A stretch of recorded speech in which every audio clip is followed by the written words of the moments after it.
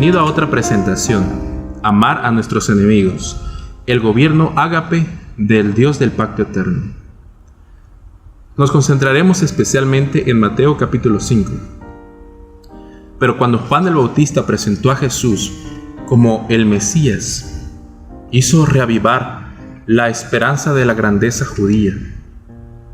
Al considerar su situación en ese momento, bajo el puño o el yugo de Roma, el deseo por un conquistador, como anteriormente había Judas Macabeo, que logró romper el yugo del imperio seleucida, reanimó las energías del nacionalismo judío. A medida que grandes multitudes iban reuniéndose alrededor del nuevo maestro, Jesús, y veían la demostración de su poder al sanar a un enfermo, pasaba una aldea y sanaba enfermos. La sensación de anticipación comenzó a crecer. Mateo capítulo 4, versículo 23, adelante dice: y recorrió Jesús toda Galilea, enseñando en las sinagogas de ellos y predicando el evangelio del reino y sanando toda enfermedad y toda dolencia en el pueblo. Y se difundió su fama por toda Siria, y le trajeron todos los que tenían dolencias, los afligidos por diversas enfermedades y tormentos, los endemoniados, lunáticos y paralíticos, y los sanó. Y le siguió mucha gente de Galilea, de Decápolis, de Jerusalén, de Judea y hasta del otro lado del Jordán. Después de que Jesús ordenara el ministerio de los 12 discípulos, fue con ellos hasta la orilla del mar. La multitud comenzó a juntarse, para algunos poder escuchar y otros ser sanados de alguna enfermedad. A medida que la muchedumbre crecía, Jesús los llevó de vuelta a la ladera de la montaña. Allí, Él comenzó a hablarles, decir las bendiciones que brotaban de sus labios, que nunca antes en la humanidad se habían escuchado hasta ese momento. Una persona distinta, un hombre distinto. Y comenzó su discurso haciendo declaraciones como: bienaventurados los mansos, bienaventurados los misericordiosos, bienaventurados los pacificadores. En lugar de alabar a hombres valientes que hábilmente empuñaban sus espadas en defensa de la verdad, y bendijo a aquellos que son perseguidos por causa de la justicia y que soportan ser despreciados y maltratados por causa de Él. No habló las palabras de un general vengativo que reúne sus tropas para la guerra, sino más bien de mansedumbre, de amabilidad y el amor de su Padre. Características que deseaba Él que fueran visibles en sus seguidores y en la gente. Estas palabras dichas por Jesús no solo las enseñó, sino que las vivió día a día en su vida terrenal. Su compasión, su misericordia, su paciencia para con todos los hombres siempre eran manifiestas. Pero al final de su ministerio no reveló siquiera ni la más mínima muestra de amenaza, represalia o venganza. Incluso aún frente a las burlas, ante los golpes y ante la misma muerte. La lección que enseñó aquel día demostró exactamente quién era y como representante de su Padre, cómo era Dios. Es de vital importancia entender que Jesús no nos pidió que hagamos algo que Él no hace. No usa reglas diferentes a las nuestras solo por ser divino. Es porque es divino que practica lo que nos enseña. lo que nos enseñó estando ahí en la montaña. Las palabras de Jesús hirieron profundamente el yo, el orgullo y la ambición de los judíos. Y siendo que estas fueron también pronunciadas universalmente, todo el mundo las ha escuchado. Y nos produce en nosotros una estocada en el orgullo y la ambición, en realidad de todos los seres humanos. Descubrimos que la bondad de Dios, al ser percibida por el pecador, lo lleva al arrepentimiento y le revela el significado de las palabras iniciales de Jesús en su sermón en Mateo capítulo 5. Bienaventurados los pobres en espíritu, y bienaventurados los que lloran por su orgullo y su ambición egoísta. El Hijo de Dios cortó más profundamente, penetró aún más hondo en el problema humano, cuando allí mismo continúa diciendo: oísteis que fue dicho a los antiguos, no matarás, y cualquiera que matare será culpable de juicio. Pero yo os digo que cualquiera que se enoje contra su hermano será culpable de juicio, y cualquiera que diga necio a su hermano será culpable ante el concilio, y cualquiera que le diga fatuo a su hermano también quedará expuesto al infierno de fuego. Jesús está expandiendo las palabras que le fueron dadas a Moisés mucho tiempo antes. No está sacando ni una jota ni una tilde de la ley, sino más bien la está magnificando y haciéndola más gloriosa y más práctica. Levítico capítulo 19, versículo 17 y 18 dice: no aborrecerás a tu hermano en tu corazón, razonarás con tu prójimo para que no participes de su pecado. No te vengarás ni guardarás rencor a los hijos de tu pueblo, sino amarás a tu prójimo como a ti mismo. Yo, Jehová. Una pregunta: ¿quién no se ha enojado contra alguien que lo maltrata? Te pregunto. Tú. ¿Nunca has pensado en desquitarte de aquellos que te han menospreciado y te han humillado? ¿Quién es capaz de evitar por completo guardar rencor contra una persona que nos ha hecho daño?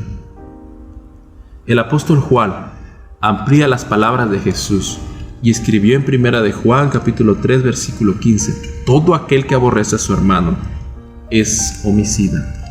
Y sabéis que ningún homicida tiene vida eterna, permanente en él. ¿Qué clase de reino es este del que Jesús habla? ¿Tener odio por alguien significa que eres un asesino digno de muerte? ¿Cuál es el infierno de fuego que menciona aquí en Mateo capítulo 5 versículo 22, del que está hablando Jesús? Vamos a ver un ejemplo, el ejemplo de Caín. Miren su respuesta cuando él clamó, gritó con angustia en Génesis 4:3: mi pecado es más grande de lo que puede perdonar, según la versión Wycliffe.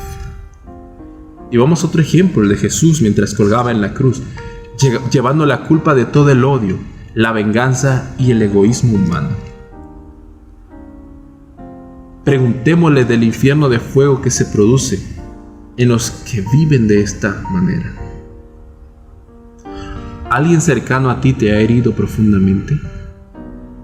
¿Has sentido enojo, rabia hacia ellos? ¿Te ha costado dejar de pensar en cuánto te han lastimado? ¿Y cuánto quieres que sean llevados ante la justicia? ¿No es esto un infierno? ¿Acaso no queman estos pensamientos en nuestros corazones? ¿Cómo responde el corazón al deseo de que tal persona se muera? ¿Cómo se siente el Espíritu de Jesús, que se mantiene más unido a nosotros que un hermano cuando tenemos deseos de que otras personas se mueran? O tal vez sabemos que desearles la muerte está mal, así que simplemente deseamos más nunca volverlas a ver. Pero sin embargo, ¿no es esto simplemente un fruto del mismo árbol, pero con un color diferente? Pregunto más, ¿cuánto sufre Jesús en este infierno de fuego cuando permitimos que tales pensamientos nos gobiernen? Las palabras de Jesús son un ataque directo a las normas de conducta entre seres humanos. El llamado que nos hace a la mansedumbre, a la humildad y a la paciencia frente al abuso y el maltrato exige de sus oyentes mucho más de lo que pueden ofrecer. Y esa es la intención de Jesús. Por eso Jesús dice en Marcos capítulo 2 versículo 17: los sanos no tienen necesidad de médico, sino los enfermos. No ha venido a llamar a justos, sino a pecadores. Y en continuación, con aguda precisión, Jesús sigue delineando este discurso majestuoso a fin de preparar los corazones humanos para recibir su gracia. En una sola oración expone el egoísmo de cada hombre. Dice: oísteis que fue dicho por los antiguos, no adulterarás. Pero yo os digo que cualquiera que mira a una mujer para codiciarla, ya adulteró con ella en su corazón. Cualquier hombre que sea honesto consigo mismo sabe que estas palabras calan directamente en la médula de su problema y lo condenan por completo. En realidad, Cristo está mostrándonos que el problema está en el yo y que el corazón del individuo debe ser reformado.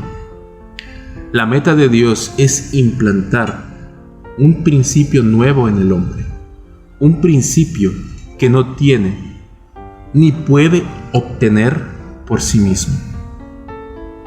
Dios nos ofrece la fe de Cristo, el reino de Dios dentro de mí, dentro de ti, y al recibirla, todas las cosas son hechas nuevas. La vida y las acciones del hombre, ese hombre de fe, son una expresión de ese principio. La bendición comienza en el interior y fluye hacia el exterior, independientemente de la cultura o el tipo de gobierno en el que hemos crecido. El mundo piensa que Dios debería actuar desde afuera hacia adentro y reformar al mundo primero, eliminando a los malvados e instaurando a los que son dignos. Pero una vez más, lo que Jesús requiere es algo imposible para el hombre. Pero con Dios y gracia en Cristo, todo es posible. Otro ejemplo. Si existiera alguien que creyera de verdad que nunca ha hecho nada malo, las siguientes palabras corregirán su forma de pensar.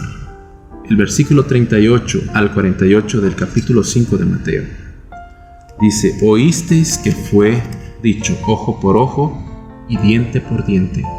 Pero yo os digo, no resistáis al que es malo.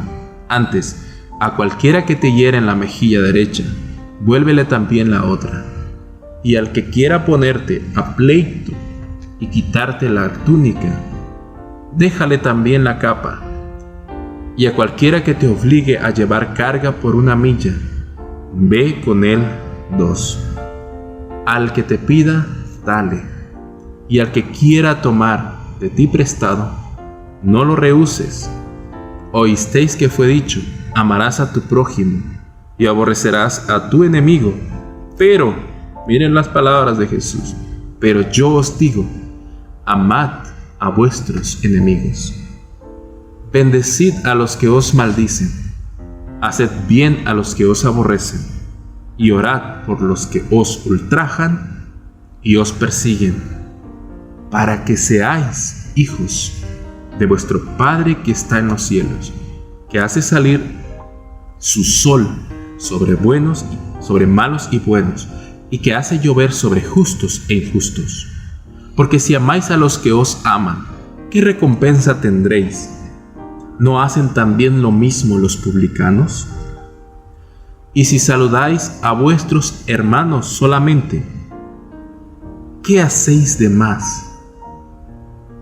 ¿No hacen también así los gentiles?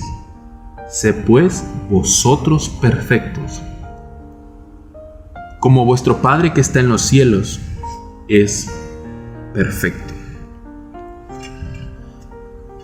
¿Alguna vez alguien se te ha lanzado y te ha golpeado sin provocación en tu cuerpo?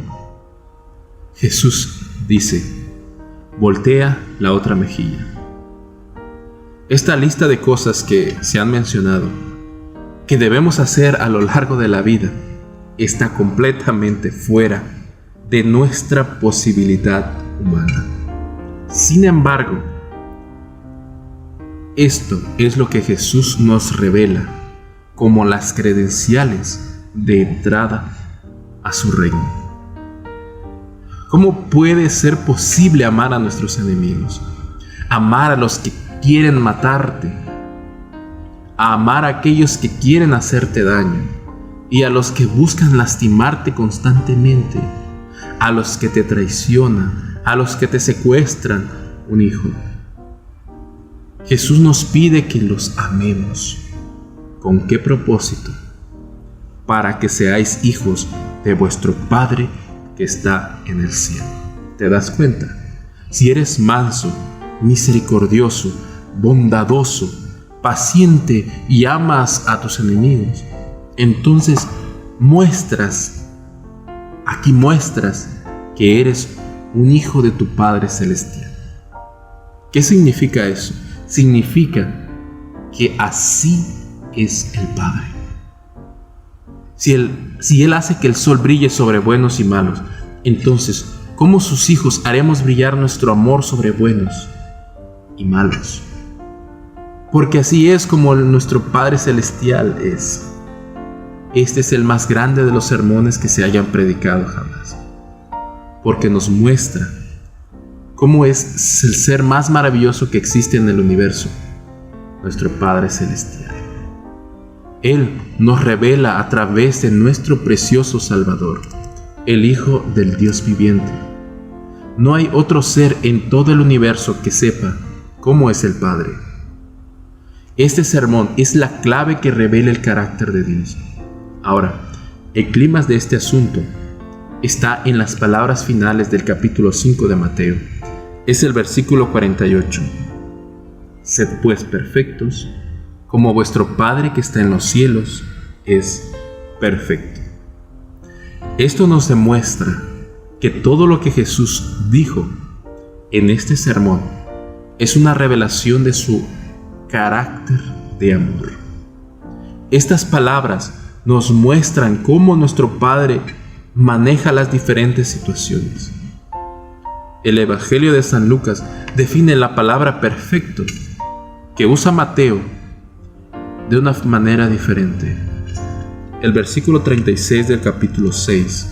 Sed pues misericordiosos como también vuestro Padre es misericordioso. La perfección se encuentra en la misericordia. La pregunta que debemos hacernos es: si Dios ama a sus enemigos y nos revela a través de su Hijo que está dispuesto a dar su vida por quienes lo odian, entonces, ¿por qué la Biblia parece enseñar que Dios aborrece por completo a sus enemigos y que en el furor de su ira, con el fin de salvar a los justos, está dispuesto a aniquilar a los malvados? enviando fuego y azufre sobre ellos para verlos morir gritando de terror y de agonía. Para contestar esa pregunta tan importante, les invito a que me sigan acompañando en cada tema de esta serie, ya que hay varias historias en el Antiguo Testamento que parecen mostrar que Dios está dispuesto a amar a sus enemigos hasta cierto punto, pero luego, no soportando más, desata su ira acumulada y en un estallido ardiente los borra de la tierra, de alguna manera diferente o violentamente. Y algunas personas sugieren que esta destrucción es un recordatorio necesario de que no debemos jugar con Dios y que incluso Él tiene un límite, que si lo cruzamos pagaremos con nuestra propia vida y de la forma más brutal. El objetivo de esta serie es tratar de reconciliar la perfección del Padre, a la cual hizo referencia Jesús en el Sermón del Monte, con las historias que leemos en el Antiguo Testamento. Para la mayoría de la gente hay como una gran desconexión entre el Jesús de los Evangelios y el Dios del Antiguo Testamento. Pero extrañamente fue a Moisés a quien se le pidió que escribiera esas palabras en Levítico que dicen que debemos amar al prójimo y no guardar rencor contra él. Esta misma desconexión también la tuvieron aquellos que escucharon a Jesús cuando Jesús estaba en esta tierra. Para aquellos que creyeron que el reino que Jesús describió era el reino de Dios y que Él representó su carácter, las palabras y el ministerio de Jesús fueron un verdadero sabor de vida para vida. Para aquellos que no podían dejar de lado sus ambiciones terrenales y creían que Jesús no retrataba con precisión el carácter de Dios ni su reino, como los fariseos, fueron sembradas las semillas de odio, ya que para ellos Jesús era un impostor, pues no representaba el carácter que ellos esperaban de un Mesías. Ellos no habían conocido al Dios que Jesús describía, por lo tanto, no podían ver a Jesús como el Hijo de Dios, a quien deberían adorar. Si lo que Jesús decía era verdad, entonces, una de dos, no conocían al Dios verdadero, o, como algunos dicen, ha cambiado. Sin embargo, ¿qué nos dice Malaquías 3:6? Porque yo, Jehová, no cambio. Por esto, hijos de Jacob, no habéis sido consumidos. Es el Dios de los evangelios el mismo que el Dios de Moisés, Abraham y Noé. ¿Es Jesucristo el mismo ayer, hoy y siempre? Estas son preguntas que demandan un veredicto. Pero mientras tanto, regocijémonos en la revelación del Padre que Jesús nos dio en la ladera de esa montaña. Y animémonos, porque gracias a Cristo no solo podemos amar a nuestros amigos, sino también a amar a nuestros enemigos. Algo humanamente imposible: amar a nuestros enemigos. Este es el reino ágape del Dios del pacto eterno. Dios te bendiga.